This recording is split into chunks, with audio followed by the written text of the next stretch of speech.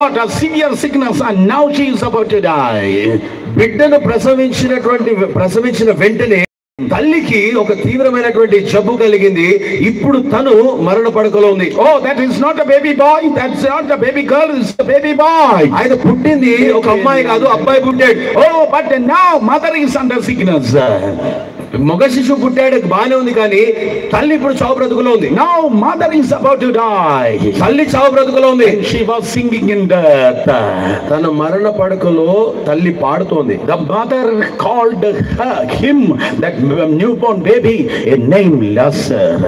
తల్లి తన మరణ పడకలో తనకు అప్పుడే పుట్టినటువంటి కుమారునికి లాజరు అని పేరు పెట్టింది. Yes, she called, oh, this is the name of my child, Lazarus. నా కుమారునికి ఇదే పేరు పెడతాను, లాజరు అని పేరు పెట్టింది. Lazarus means God is your help.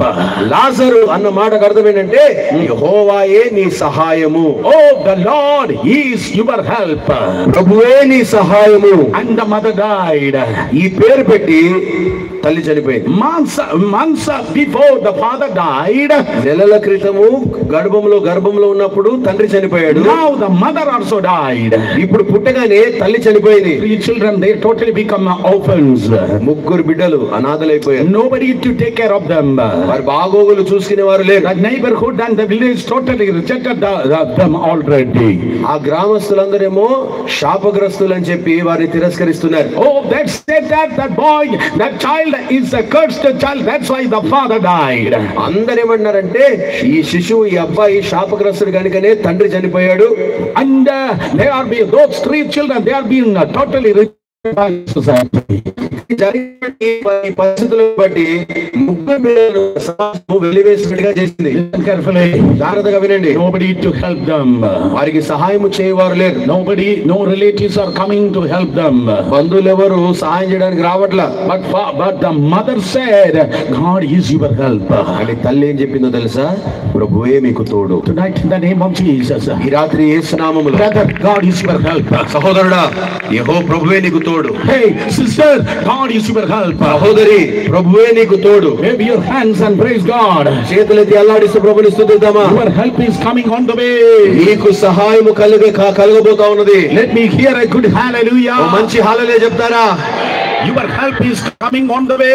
నీకు సహాయము కలగబోతోంది. Yes, your help is coming not from some political office. Your help is coming not from some other government office, but it is coming from the heavens, from the side of God. నీకు సహాయము రాజకీయ కార్యాలయంలోనో లేదా ప్రభుత్వ కార్యాలయంలో కాదు, కానీ దేవుని సన్నిధి నుండి మీకు సహాయం కలగబోతా ఉన్నది. Yes, God is your helper. ప్రభువే మీకు సహాయకుడు. So 3 orphan children, ముగ్గురు అనాథ పిల్లలు, nobody to take care of them, బాగోగులు చూసేవారు ఎవరు లేరు. nobody to love them, వారిని ప్రేమించేవారు లేరు. nobody gave them money or food. డబ్బు గాని ఆహారము గాని ఇచ్చిన వారు, సహాయపడినవారు లేరు. They never got the care of the father and the love of the mother. తండ్రి యొక్క ప్రేమను, తల్లి ప్రేమకు నోచుకోలేదు వారు. But now, after Jesus meeting, కానీ ఇప్పుడు యేసయ్య ఆ ప్రాంతానికి వచ్చి సభ ముగిసిన తర్వాత Jesus said, I am coming to your house. యేసయ్యమన్నాడు తెలుసా? నేను ఎవ్వరింటికి కాదు, మీ ఇంటికి వస్తాను. Yes, I am coming to your house. నేను నీ ఇంటికి వస్తాను. Nobody to care for you. ఎవరు నిన్ను నీ బాగోగులు చూసుకోవడానికి లేరు కదా. You never experience the care of the father and the love of the mother. తల్లిదండ్రుల ప్రేమను, వారి యొక్క సంరక్షణను ఎప్పుడు అనుభవించలేదు కదా. But I am your El Shaddai. కానీ నీ ఎల్ షదాయిను నేనే. I am your El Roi. నేనే నీ L Rohini. I am the God of who provides. నేనే నీకు సమకూర్చువాడను. Somebody shout hallelujah. Hallelujah చెబుదా. There is nobody to take care of you. నీ బాగోగులు చూసుకోవడానికి ఎవరు నీకు లేకపోతే, after this meeting, Emmanuel, Lord Jesus Christ is going to come with you to your home. ఈ సభ తరువాత ఇమ్మానుయేలు అయినటువంటి మన ప్రభువైన యేసుక్రీస్తు నీతో పాటు నీ ఇంటికి రాబోతా ఉన్నాడు. Somebody clap your hands and praise God. చప్పట్లు కొట్టి ప్రభువుని స్తుతిద్దామా? The scripture declares, లేఖనాలు ప్రకటిస్తున్నాయి, Jesus went and stayed in that house.